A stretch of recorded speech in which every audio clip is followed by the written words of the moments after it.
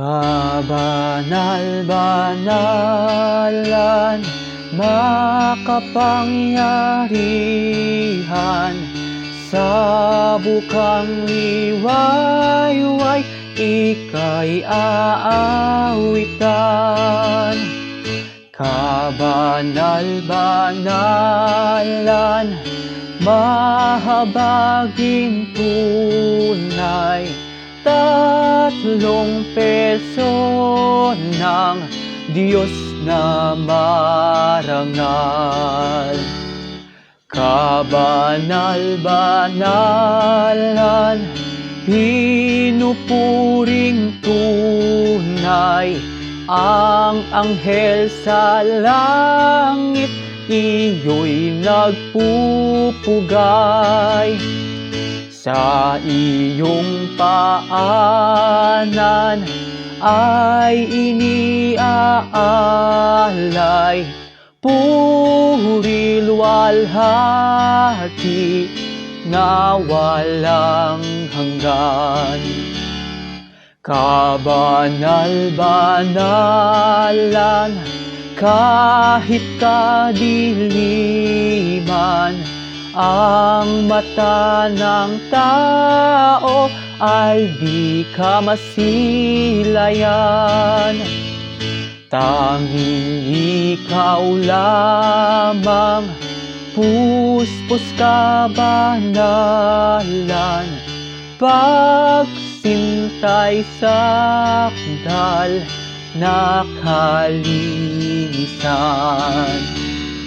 Kabanal-banalan, makapangyarihan, lupa't langit nagpupuri sa iyong ngalan. Kabanal-banalan, mahabaging tunay, tatlong personang Diyos na marangal. Ang Diyos ang ating lakas at kanlungan, at handang saklolo kung may kaguluhan. Hindi dapat matakot, mundo'y mayanigman, kahit nasa dagat ang bundok matangay, kahit na mangalit yaong karagatan, at ang mga burol mayanig magimbal. Tayo po ay sama-samang manalangin. Panginoon, kami po ay nagpapasalamat sa mga araw na nagdaan. Salamat po sa pag-iingat, paggabay at pagmamahal na patuloy mong iginagawad sa amin. Na kahit kami po ay hindi karapat-dapat sa iyong harapan, ay tila patuloy mong inihahayag ang iyong pagmamahal sa amin. At sa umagang ito, kami po ay sama-samang magpupuri sa ngalan mo. Balutin mo po kami ng iyong banal na espiritu at linisin ang puso't isipan upang lubos naming maunawaan ang banal mong mensahe sa umagang ito. Mangusap ka nawa, O Diyos, sa pamamagitan ng iyong anak na maghahayag ng iyong mensahe sa umagang ito. Maghari nawa sa amin ngayon ang katatagan ng pananampalataya, galak at pag-asa sa matamis mong pangalan. Amen.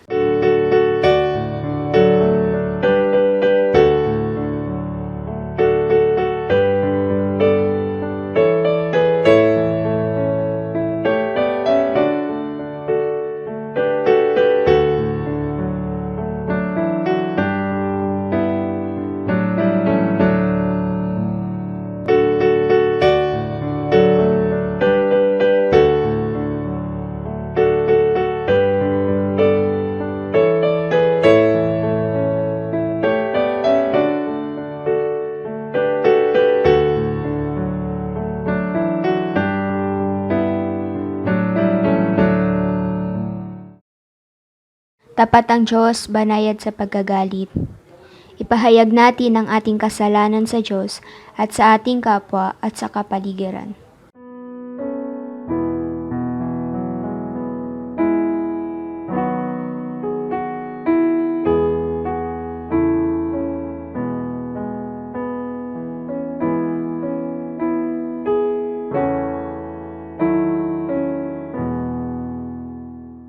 Nais mo sa aki isang pusong tapat, puspusin mo ako ng dunong mong wagas. Ako'y linisin, sala ko'y hugasan, at ako'y puputi ng lubus-lubusan.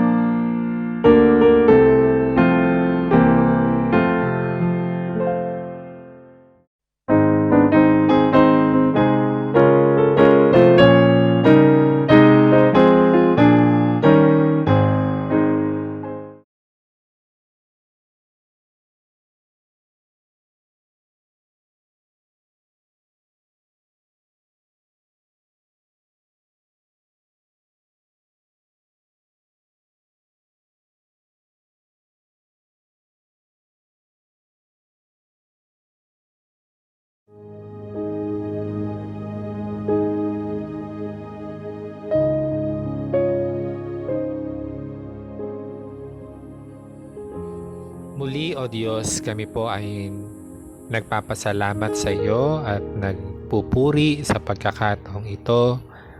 Kami nagpapasalamat, Panginoon, sapagkat patuloy mo po kaming iniingatan, patuloy mo po kaming sinasamahan at pinagpapala.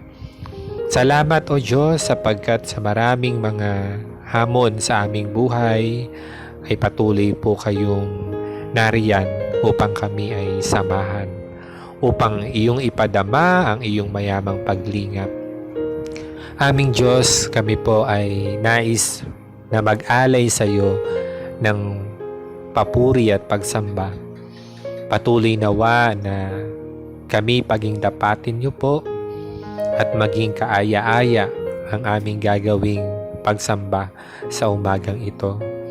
Patuloy ng iyong banal na presensya ang aming pong maranasan sa amin pong mga tahanan na kami ay sumasamba sa mga pagkakataong ito. Anuman ang mga alalahanin, anuman ang mga distractions, Panginoon, sa pangalan po ni Jesus ay patuloy po namin itong sinasaway. At amin pong wine-welcome ang iyong banal na presensya na patuloy na sumama sa amin pong pagsamba. Kaya sa pagkakataong ito, Panginoon, kami po ay nagpapasalamat sa iyo. Pinagpapasalamat namin ang kabutihan mo sa aming mga kapatid na magdiriwang ng kanilang kaarawan. Amin pong pinagpapasalamat sa iyo ang kaarawan ni Rodel, ganon din ang kaarawan ni kapatid na Piniel Toraso. Dalangin namin sa mga kapatid naming ito sa pagsapit ng kanilang kaarawan ay patuloy na kanila pong madama ang iyong walang hanggang kabutihan. Samahan mo sila sa kanilang mga plano, sa kanilang mga naisin sa kanilang buhay, kasama ng kanilang buong pamilya ay yun nawang ipadama ang iyong nag-uumapaw na pagpapala. Dalangin din namin, O Diyos, at pinagpapasalamat maging ang pagdiriwang ng wedding anniversary ng aming ng kapatid naming si Junjun at si Michelle Dizon. Salamat, Panginoon, sa kanila pong mahalagang araw para sa kanilang mag-asawa upang kanilang alalahanin at ipagpasalamat ang kanilang pag-iisang dibdib. Patuloy na kayo, O Diyos, ang manguna at maging sentro ng kanilang buhay, ng kanilang pamilya. Patuloy na kayo ang magbuklod ng pagmamahal na nagmumula sa iyo. At samahan mo sila, O Diyos, sa anumang mga challenges sa kanilang buhay bilang mag-asawa at ganun din bilang isang pamilya. Aming Diyos, patuloy din naming ipinapanalangin sa iyo ang iyong mayamang pag-iingat sa amin pong mga kapatid na naghahanap buhay sa ibang bansa. Ingatan mo sila, Panginoon, sa bawat araw, sa bawat pagkakataon, Panginoon, sa kanila pong paghahanap buhay na malayo sa kanilang pamilya. Kayo nawa ang magsilbi po nilang kaaliwan at ang iyong mayamang proteksyon ay kanilang maranasan. Ingatan mo sila, Panginoon, at ipadama ang iyong pagsama sa kanila. Kayo ang magsilbi po nilang kalakasan at patuloy na gawin mo din pong matibay ang kanilang pananampalataya sa kabila na sila po ay abala sa kanilang paghahanap buhay. Ganon din ay aming ipinapanalangin at dinudulog ang mga kapatid namin na meron pong mga nararamdaman o karamdaman sa kanilang mga katawan, O Diyos. Sa pangalan po ni Jesus, anumang uri ng karamdaman o pagkakasakit ay sa iyo po namin pinagkakatiwala. Maging ang mga anak mo o mga tao na wala po sa listahan, Panginoon, maring ito po ay kakilala ng bawat isa po sa amin, ay dinudulog namin sa iyo na kayo po ang magsilbing manggagamot sa kanila. Ipadaloy mo, Panginoon, ang kagalingan na nagmumula sa iyo. Anumang uri ng karamdaman, sapagkat kayo ang Diyos na makapangyarihan sa lahat. Amin din po, Panginoon, na pinagpapasalamat maging ang amin pong online ministry. Salamat, Panginoon, sapagkat sa pamamagitan ng teknolohiya ay patuloy po naming nararanasan ng iyong banal na presensya. Patuloy po kami na nakakasamba sa iyo, Panginoon, bagamat kami ay hindi direct na nakakapunta sa iyong bahay-sambahan. Subalit yung katotohanan na saan man kami, Panginoon, ay pwede namin kayong sambahin sa spirito at katotohanan. Kaya pagpalain niyo po, O Diyos, ang aming online ministry, ang amin pong worship service, ang amin pong Bible study, ang prayer meeting, maging ang Sunday school, O Diyos. Kayo nawa ang siyang gumabay at manguna sa amin, Panginoon, sa pagsasagawa ng mga gawaing ito, ng mga ministeryong ito. Salamat sa mga tao na kabalikat at sa mga tao, Panginoon, na patuloy na nagpapagamit sa iyo sa ganitong larangan ng gawain, Panginoon, ng pagpapalaganap ng iyong mabuting balita. Patuloy din kaming dumadalangin sa iyo, Panginoon, at idinudulog ang kalagayan ng buong mundo. Alam namin, O Diyos, na sa iyong mga kamay kami po ay ligtas. At ramdam niyo din, Panginoon, ang pag-aalala ng maraming tao. Ramdam niyo din, Panginoon, ang hirap na dinadanas dulot ng COVID-19. Sa mga tao, Panginoon, na infected ng coronavirus, ang iyong mapagpagaling na kamay, ang iyong igawad upang maranasan, O Diyos, ang kagalingan. Dalangin din namin, Panginoon, ang aming mga frontliners ay ingatan mo po. Kayo nawa ang magsilbi pong proteksyon at sanggalang laban, Panginoon, sa nakamamatay na virus. Dalangin din namin, O Diyos, maging ang kalagayan o pangangailangan ng maraming tao. Lalo na sa panahong ito ay maraming apektado ang hanap buhay, apektado ang mapagkukunan ng pangangailangan. Kaya dalangin namin, O Diyos, na kayo ang magbubuhos at magkakaloob ng mga pangangailangan. Higit sa lahat, dalangin namin na kayo ang magbigay ng kapayapaan sa aming mga isipan, sa aming mga puso, na hindi kami manatiling magulumihanan o mag-alala, kundi ang maranasan namin, O Diyos, ang iyong proteksyon, ang iyong pagyakap, ang iyong pagmamahal, sapagkat alam namin na hindi mo pababayaan ang mga nagtitiwala sa iyo ng lubusan. At alam namin, Panginoon, na alam niyo po ang aming mga kalagayan, ang buong mundo sa naranasan po naming krisis na ito. Kaya itinataas po namin sa iyo, makapangyarihang Diyos, ang amin pong kalagayan. Pinagkakatiwala ang bawat araw, ang bawat sandali, ang bawat panahon na lumilipas, Panginoon. At umaasa po kami na isa sa mga araw na ito ay amin pong malalampasan at matatapos din po ang krisis na amin pong pinagdadaanan. Kami din po ay patuloy na lumalapit sa iyo at sinasamo maging ang mga personal na kahilingan ng iyong mga anak. Ano man ang aming mga panalangin, mga idinudulog sa iyo, Panginoon, pakadinggin niyo, aming Diyos. Kayo nawa ang siyang magbigay ng katugunan, magparanas ng iyong biyaya, magparanas ng iyong kapayapaan, Panginoon, at magparanas ng iyong nag-uumapaw na pagmamahal.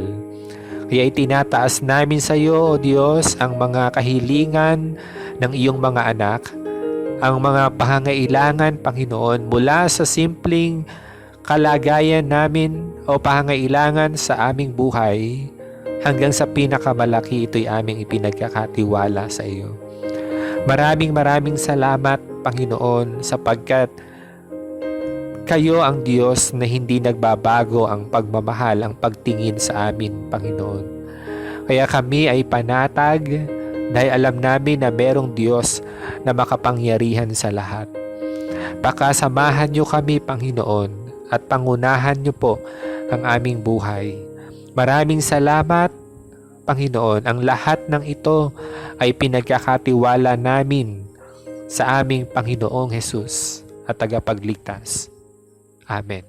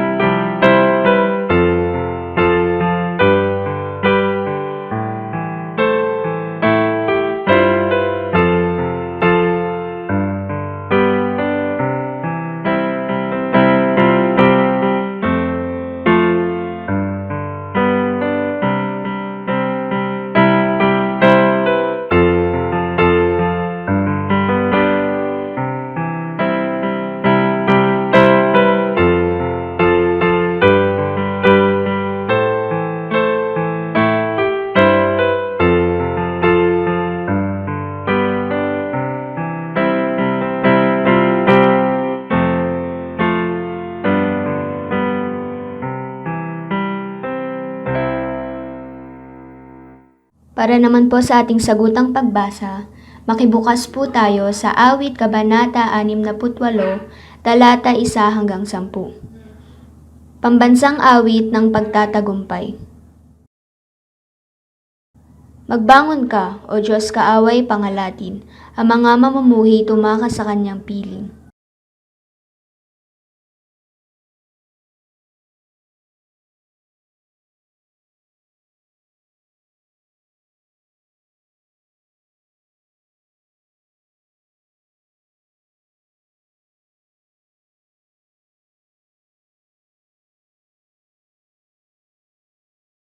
Ngunit lahat magagalak, matutuwa ang matuwid. Sa harapan nitong Diyos, galak nila'y di malirip.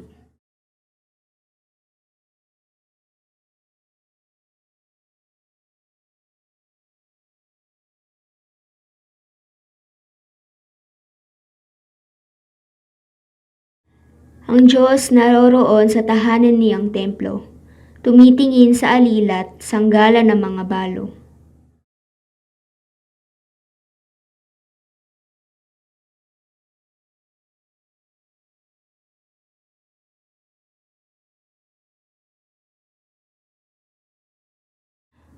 Diyos ang iyong mga lingkod, samahan sa paglalakbay, sa pagbatas sa malawak na lupaing mga ilang.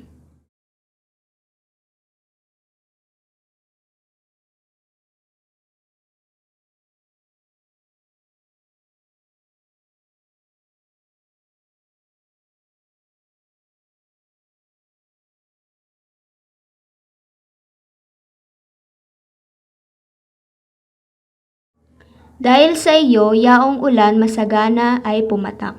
Lupain mong natuyo, na'y naninirawa at maunlad. Sabay-sabay po tayo. At doon mo pinatira yaong iyong mga lingkod, ang mahirap nilang buhay sa pagpapalay pinuspos.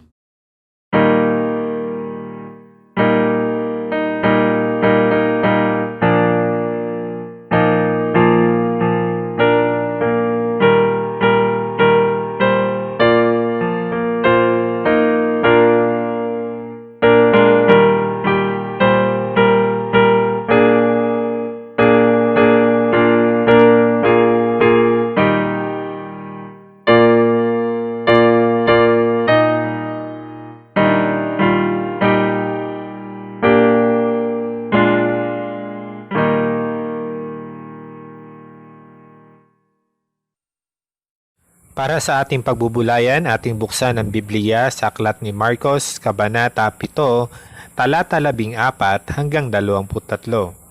Muling pinalapit ni Jesus ang mga tao at sinabi sa kanila, "Makinig kayong lahat at unawain ang aking sasabihin. Hindi nagiging marumi ang isang tao dahil sa pagkaing pumapasok sa kaniyang bibig, kundi dahil sa lumalabas dito. Makinig ang may pandinig." Iniwan ni Jesus ang mga tao at nang makapasok na siya sa bahay, siya'y tinanong ng kanyang mga alagad tungkol sa talinghaga. "Pati ba naman kayo ay hindi pa rin makaunawa?" tanong ni Jesus. "Hindi ba ninyo alam na hindi nagiging marumi ang isang tao dahil sa pagkaing pinapasok niya sa kanyang bibig, sapagkat hindi naman iyon pumapasok sa kanyang puso, kundi sa tiyan at pagkatapos ay idinudumi?" Sa ganitong paraan ay pinahayag ni Jesus na ang lahat ng pagkain ay maaaring kainin. At sinabi rin niya, ang lumalabas sa tao ang nagpaparumi sa kaniya sa paningin ng Diyos, sapagkat sa loob, sa puso ng tao, nagmumula ang masamang isipan, nag-uudyok sa kanya upang makiapid, magnakaw, pumatay, mangalunya, mag-imbot, gumawa ng kasamaan tulad ng pandaraya, kahalayan, pagkainggit, paninirang puri, pagmamayabang, at kahangalan. Ang lahat ng masamang bagay na ito ay nanggagaling sa puso, at dahil sa mga ito ay naging marumi ang tao. Ang Diyos ang nagpala sa pagkabasa at pagkarinig ng mabuting balita.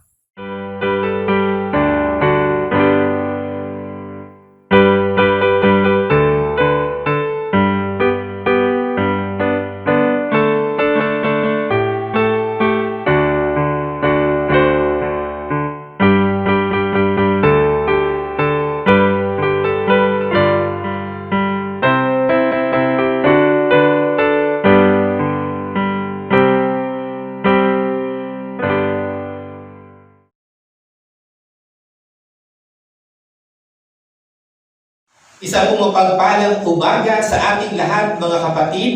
Welcome po sa ating online worship. Tayo po'y magpasalamat sa Panginoon. Nagpapasalamat tayo sa ating Diyos sa patuloy na biyaya, patuloy na kabutihan na Kanya pong iginagawad sa atin. At salamat sa araw na ito. Napakabilis ng mga araw na lumilipas.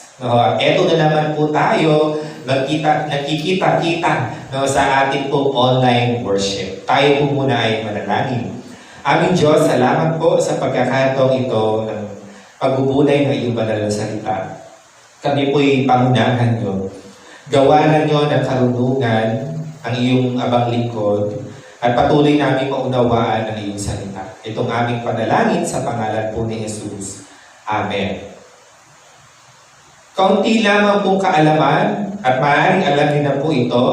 5 po sa mahalagang human organ na kailangan po for survival ay ang ating daw pong brain, heart, kidneys, lungs, at liver. Mahalaga po na ang lahat ng ito ay nasa maganda at maayos na kondisyon upang mapanatili po ang kalusugan ng isang tao. Kailangan yon. Kasi alam po natin na habang tayo ay dumaraan ng panahon, nagkakaedad po tayo, ay kailangan po nating ma-maintain na nasa maayos na kondisyon at kalusugan ang ating mga vital organs. At literally speaking po, mahalaga po na mapanatili ang pagiging malusog ng ating puso. Isa po sa mahalagang organ ng tao, ang ating puso. May mga ilang tips at alam ko po na alam po natin upang maging malusog o healthy ang ating puso. Bago yan, kamusta? Kamusta ang ating mga puso, mga kapatid? Kamusta dahil na marami pong mga challenges tayong pinagdadaanan? Kamusta ang kalagayan ng ating puso? Kailangan daw po, dahil hindi na po tayo bumabata, ay kailangan natin i-practice ang ilan sa mga tips na ito. Ilan lang po ito. Maaaring meron kayong alam pa na iba. Unang-una, syempre, sa listahan, kailangan natin ng exercise. Ayan, kailangan daw po tayo ay nag-exercise. Lalo na po ngayon, mukhang hindi tayo masyadong nakakalabas. Pero kahit sa loob ng bahay, kailangan mag-exercise. Kailangan din daw po ng healthy diet. Healthy diet, hindi ko sinabing hindi kakain. Healthy diet. O kung sa iba naman po, kung merong mahilig sa alak, ay medyo bawasan o kailangan maiwasan na talaga. At kung meron din mga tao din na mahilig mag-smoke, kailangan po talagang iwasan iyon. Kung hindi man po abrupt, o di biglaan ay unti-unti. At kailangan din po natin ng maayos na pagpapahinga upang ang ating puso ay hindi po napapagod. At higit sa lahat, kailangan daw po nating iwasan ng mga stress. Pero hindi po maiiwasan ng stress sa buhay. Ito po ay bahagi, subalit meron tayong pwedeng magawa on how to manage po ang mga stress sa ating buhay. Kapag po nasa maayos na kondisyon ng ating puso, malaki po ang epekto nito sa pangkabuang kalusugan ng isang individual.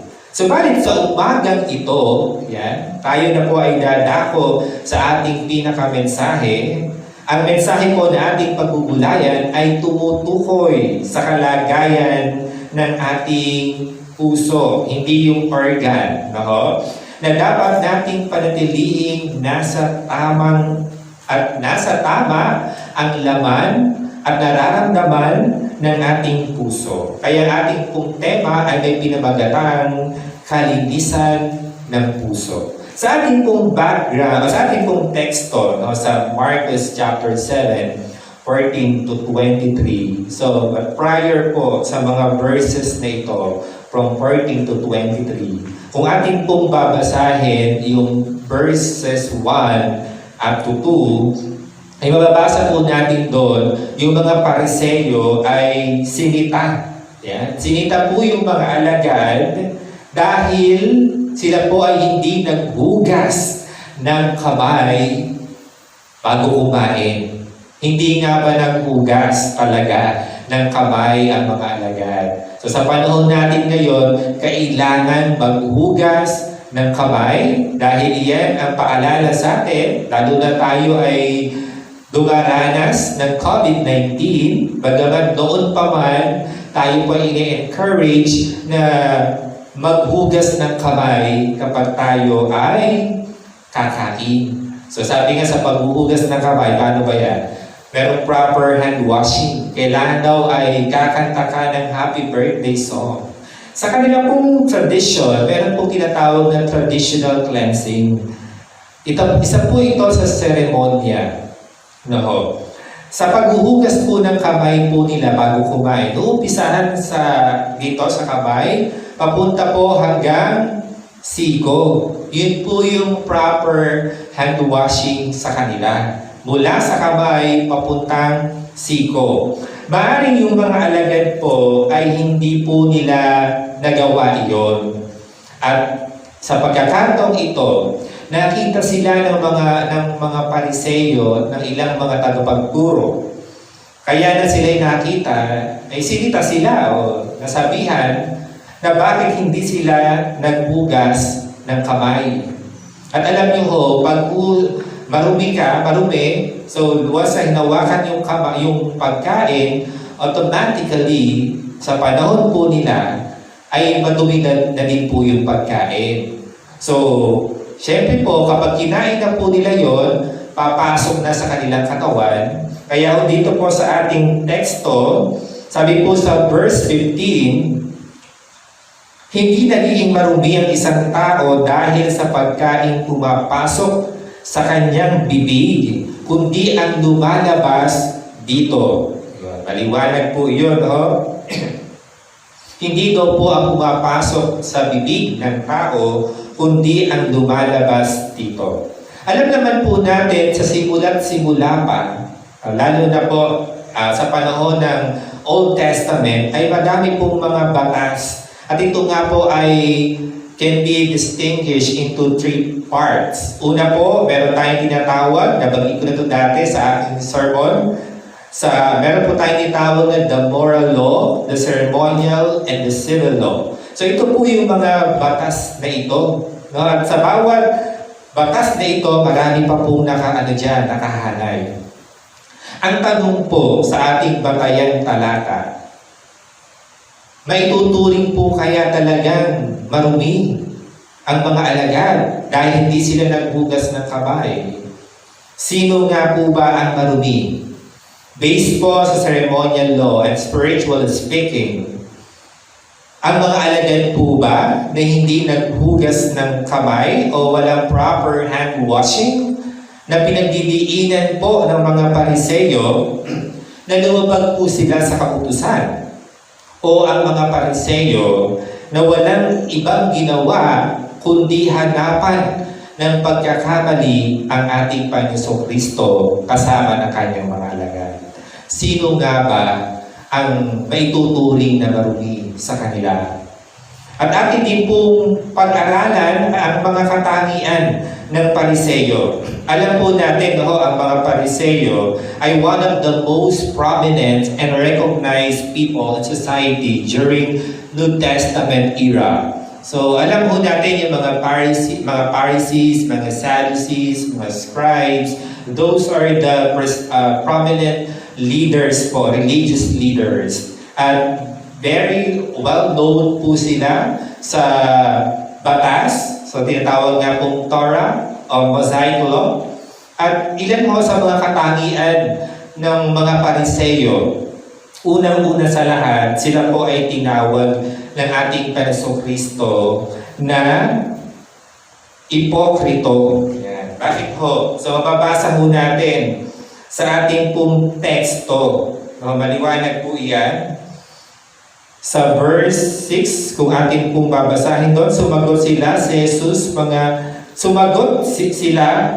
sinagot sila ni Jesus, mga mapagkunwari. Yan. Tama na. Tama nga ang sinabi ni Isaias tungkol sa inyo ng kanyang isulat. Diyan po mababasa natin. At mababasa pa rin natin sa ibang mga sulat, no, na paano po ba ang mga Pariseyo ay maituturing na ipokrito. Medyo parang mabigat yata yung salitang iyon. Sila po yung mga religious leaders na alam po nila yung mga batas, pero hindi naman po nila ginagawa o ina-apply sa kanilang sarili. Ang kanilang pong agenda ay para lamang sa kanilang sarili. I-encourage nila yung mga tao na magbigay ng offering sa temple, ng tithes, pero meron silang hidden agenda. Hindi nila nakikita, wala yung, sabi nga dito, wala yung kanilang pagkaawa, yung kanilang kahabagan sa mga tao. Nagte-take advantage tong mga Pharisees na ito, tong mga Pariseyo. Pangalawa po, sa katangian ng mga Pariseyo, sila po ay merong self-righteous attitude. So ano ba yung self-righteous attitude? Tingin po ng mga Pariseyo sa kanilang sarili ay magaling at walang kung silang pagkakamali. Nakakatakot naman itong mga Pariseyo ito. Habang kanilang tingin sa iba ay makasalanan. Dahil nga po sila ay self-righteous. Sila po yung tinatawag na, o meron silang holier than thou attitude. Ano ba yung holier than thou attitude? Sila po yung mga tao o mga religious leaders na kung saan ay tingin po nila sa sarili nila ay talagang yung mga batas ay kanila pong naisasagawa, and yet, yung sa katotohanan ay hindi po nila ito nagagawa.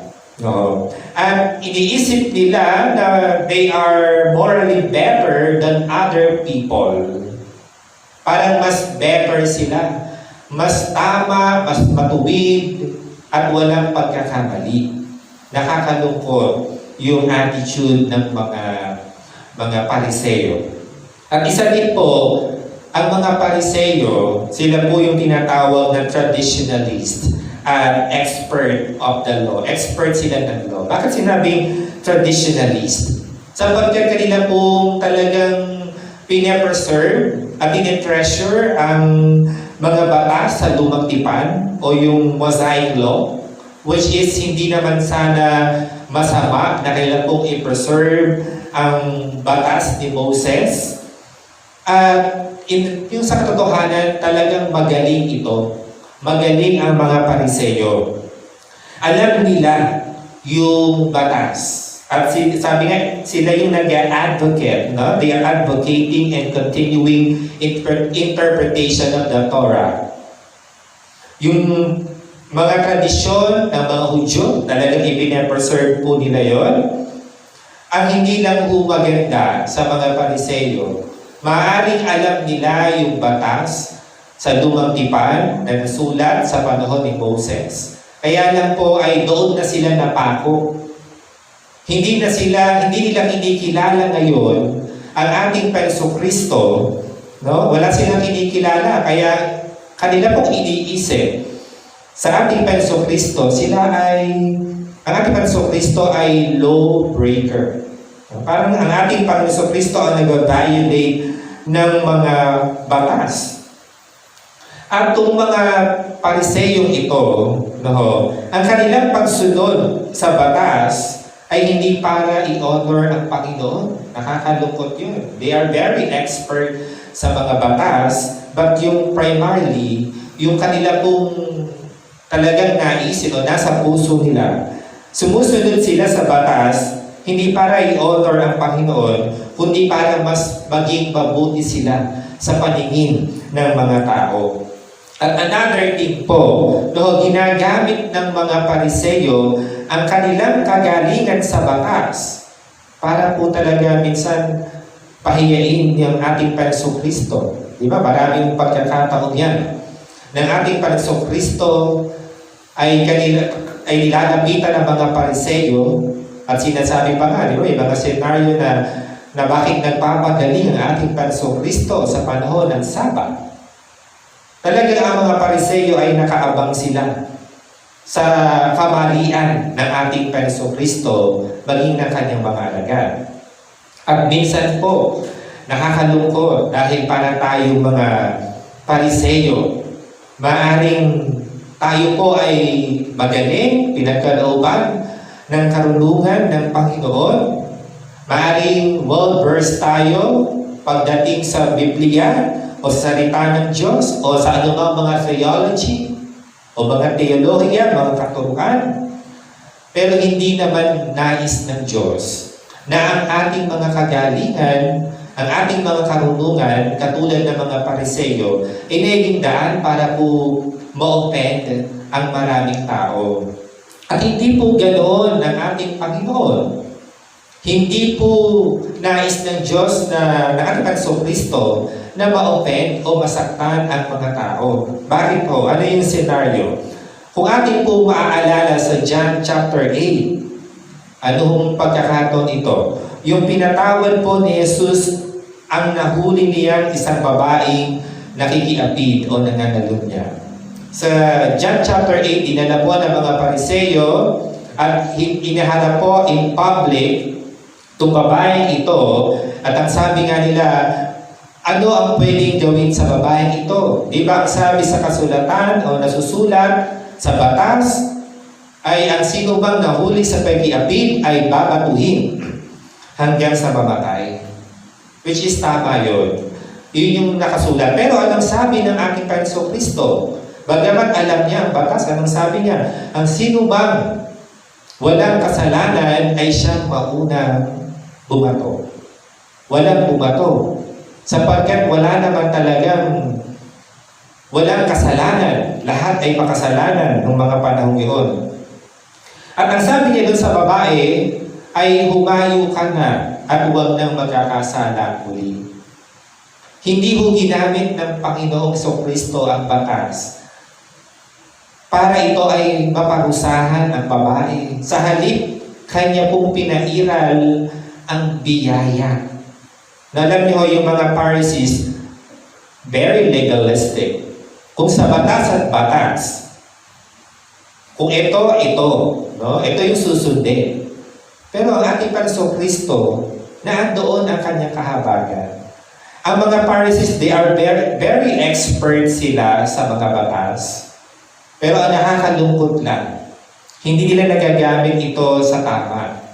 Iba yung kanilang perspective. Nagagamit nila ito para ma-offend, ma-discourage ang mga tao during their time. At tayo din po ay paalala sa atin, no, mga kapatid. Kung tayo po ay pinagkalooban ng karunungan, ng kagalingan ng Panginoon, gamitin natin ito to encourage, not to discourage. No? To share the love, hindi para maka-offend ng mga tao. Ang nais po ng Diyos, mga kapatid sa ating lahat, ay magtaglay tayo ng pusong malinis. At ano ho ba ang dapat nating gawin upang tayo ay magtaglay ng kalinisan ng ating puso? Unang-una, no, ang nais ng Diyos, tayo po ay lumalapit sa Kanya. Tayo po ay nagpapalinis sa Kanya. Nais ng Diyos na tayo ay humingi ng tawad o kapatawaran. Anong sabi sa 1 John chapter 1 verse 9? Subalit kung ipapahayag natin ang ating mga kasalanan, patatawarin tayo ng Diyos sa mga ito. At lilinisin ang lahat ng ating mga kasalanan sapagkat siya ay matuwid. Unang-una sa lahat, no, mga kapatid, kung gusto natin ng kalinisan ng ating puso, hindi ho natin kaya ito sa ating sarili lamang. Hindi ho natin pwedeng sabihin na mabuting tao tayo o mabuting tao ako. Time to time, sa bawat araw ng buhay po natin, we commit mistakes. We're not perfect. Nagkakamali tayo. Pero ano yung sabi ng Panginoon? Tayo po ay magpalinis sa Kanya. Every time na kailangan natin humingi ng tawad sa Panginoon, Huwag tayong mag-atubili, huwag tayong mag-alinlangan. Lumapit tayo sa ating Panginoon. Second thing na nais ng Diyos, o upang tayo magkaroon ng malinis na puso, dapat kontrolado ng banal na Espiritu ang ating puso. Yung pusong controlled by the Spirit of God. Hayaan po natin na ang Diyos, ang maghari sa ating puso, hindi ang ating mga emosyon. Totoo yan. Very destructive ang ating emosyon. Pag pinairal natin ang laman ng ating puso, maaaring magkamali talaga tayo. Bakit? May pagkakataon, nagagalit tayo. Ang ating response, ang ating reaksyon kapag tayo ay nagagalit, siyempre baka makapag-isip o baka magbitiw tayo ng hindi maganda. Kasi nga nakokontrol tayo ng ating emosyon. Pero ano ang nais ng Diyos? Magpakontrol tayo sa banal na Espiritu. Every time, talagang ang Holy Spirit ang siyang magpapaalala sa atin. O kung isa kung nagalit na tayo, nakagawa na tayo ng mga bagay na sa tingin natin ay nagpadumi ng ating puso, lagi natin hilingin ang Panginoon. Hilingin natin ang banal na Espiritu na linisin ang ating puso. Huwag nating hayaan na paghariin ang ating emosyon. Sapagkat sabi yung ating nararamdaman ay very deceiving. Mapandaya po yun. At kailangan tayo po ay guided ng banal na Espiritu. At panghuli po, na dapat nating taglayin ang puso na puno ng pag-ibig. Sabi nga, a heart full of love. Kailangan puno-puno ng pag-ibig na uumapaw ang ating puso. Hindi katulad ng mga Pariseo. Sila ay walang pag-ibig sa mga tao. Yes, maaaring alam nila ang batas. Maaaring alam nila ang batas ni Moses, ang Mosaic Law, ang Torah. And yet, hindi ho doon natatapos ang lahat. Kung wala naman silang kahabagan, walang pagmamahal sa mga tao, hindi yun ang kinalulugdan ng Panginoon.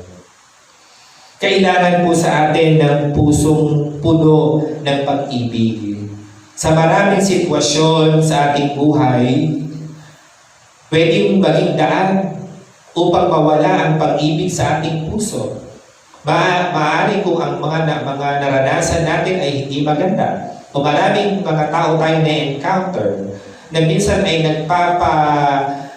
sakit ng ating puso o ng ating nararamdaman, at minsan nga nagiging bato na o pusong bato, wag naman. Kailangan ng pusong puno ng pag-ibig. Ano man ang ating nararanasan sa buhay, ano man ang sitwasyon, kailangan panatilihin ang puso na puno ng pag-ibig. Yung katotohanan na kahit na lahat tayo ay napapagod at may limitasyon, subalit hingin natin sa Diyos ang pusong puno ng pagmamahal at pag-unawa.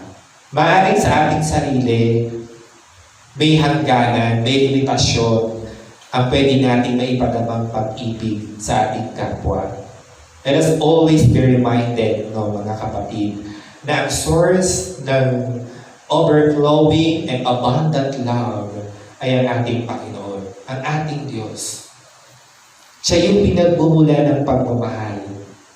At kung puno ng pagmamahal ang ating puso na nagbumula sa Diyos, ito po ay nananatiling malinis sa Panginoon. Kaya mga kapatid, kamusta po ang ating kalagayan ng puso sa harap ng Diyos? Take note, sa harap po ng ating Panginoon. Hindi po sa ating kapwa. Hindi lamang dapat maging kahali-halina ang ating puso sa mga tao, higit sa ating Panginoon. Tayo ba ay nagtataglay ng malinis na puso?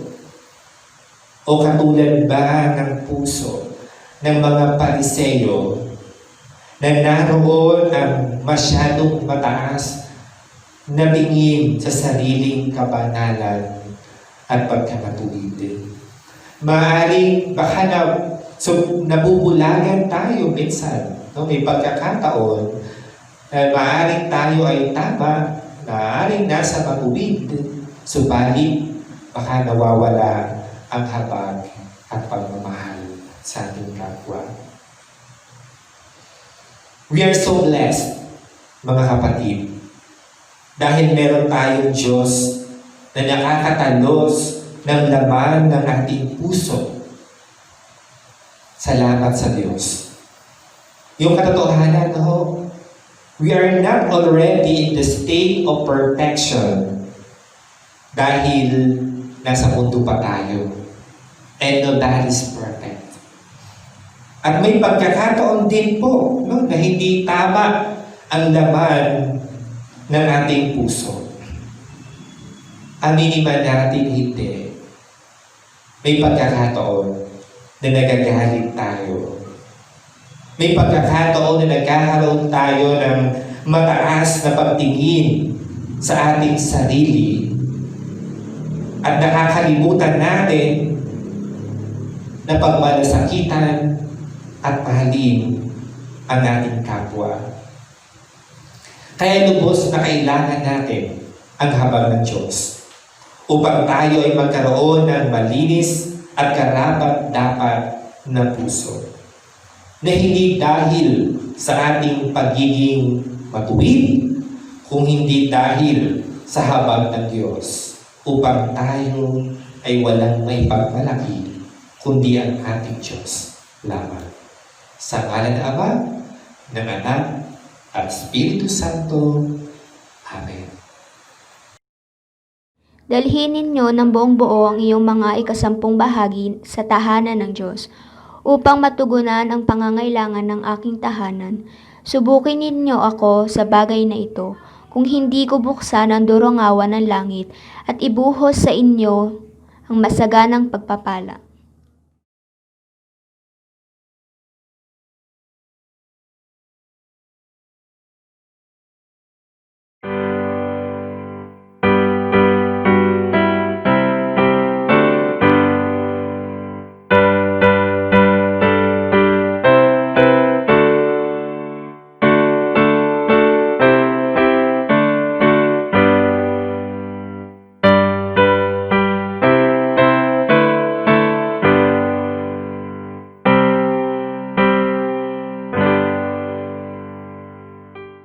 Tayo po ay sumandaling manalangin. Panginoon, salamat po sa mga biyaya na patuloy mong ibinibigay sa amin.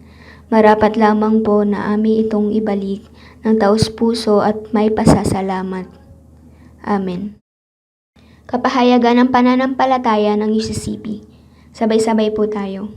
Sumasampalataya kami na ang Diyos ay kumikilos upang gawing isang bagong nilalang kay Kristo ang bawat tao, at ang buong daigdig na maging kanyang kaharian, kung saan ang pag-ibig, katarungan at kapayapaan ay naghahari. Ang kaharian ng Diyos ay naroroon kung saan ang pananampalataya kay Kristo Jesus ay binabahagi. Ang pagpapagaling ay binibigay sa mga may sakit, ang pagkain ay binibigay sa mga nagugutom, at ang liwanag ay binibigay sa mga bulag, at ang kalayaan ay binibigay sa mga bilanggo at inaapi.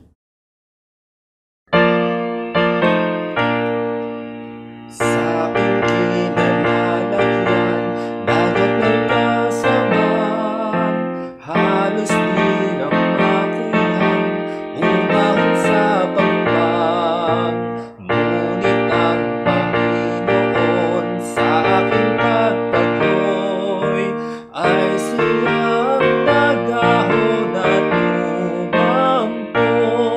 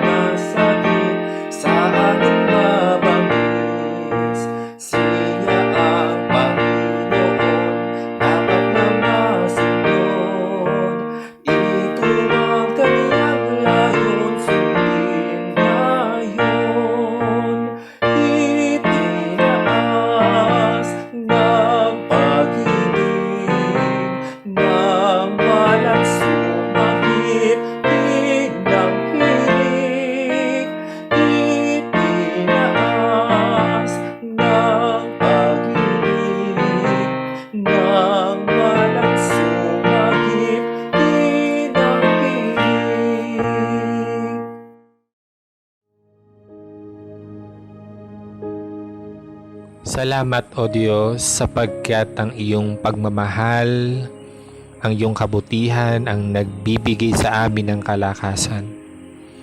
Salamat din, O Diyos, sapagkat kayo ang nakakasaliksik ng aming puso. At kayo din, O Diyos, ang nagpapasakdal at naglilinis nito, Panginoon, buhat sa anumang mga kasalanan at karumihan.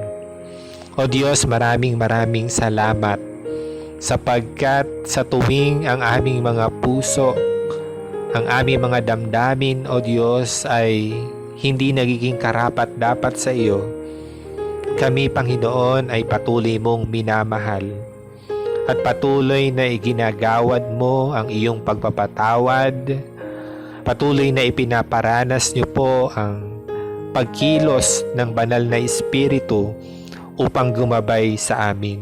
Salamat, Panginoon, sapagkat pinupuno niyo ng pagmamahal na nagmumula sa iyo ang aming mga puso. Nang sa gayon, anuman ang aming pong maranasan, anuman ang aming pagdaanan, ay patuloy na mahayag ang iyong kadakilaan. Salamat, Panginoon, sapagkat kayo ang siyang patuloy na nagpapakahayag sa aming mga buhay. Pinagkakatiwala namin sa iyo ang kalagayan, ang kondisyon ng aming mga puso. Kayo nawa ang patuloy naming makasama sa bawat araw, sa bawat sitwasyon, Panginoon, na aming pong kinakaharap. Salamat, Panginoon, maging sa panibagong mga araw na amin muling kakaharapin. Hindi kami mangangamba sapagkat kayo ang aming kasama.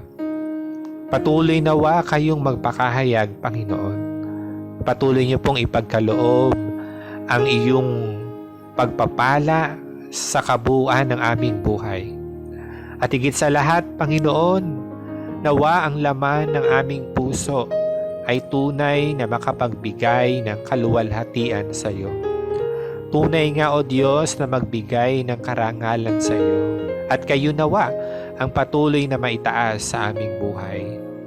Salamat, Panginoon, at amin pong inaangkin ang iyong paggabay, ang pagsama ng banal na Espiritu, ang iyong pagpapala na nag-uumapaw, ang iyong pag-ibig na kailanman ay hindi nagmamaliw.